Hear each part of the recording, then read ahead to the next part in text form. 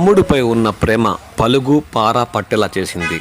సమాధి నిర్మాణ పనుల్లో పాల్గొని సమ్మటి పట్టి రాళ్ళు పగలగొట్టేలా చేసింది. ఎంతటి వారికైనా ప్రేమ అనురాగాలు నిరూపించారు వైసీపీ నేత భూమన కరుణాకర్ రెడ్డి. భూమన కరుణాకర్ రెడ్డి తమ్ముడు రాజారామిరెడ్డి వారం రోజుల క్రితం మృతి చెందారు. ఆయన సమాధి పనులు కడప జిల్లా నందలూరు మండలంలో ఈదురుపల్లిలో జరుగుతున్నాయి.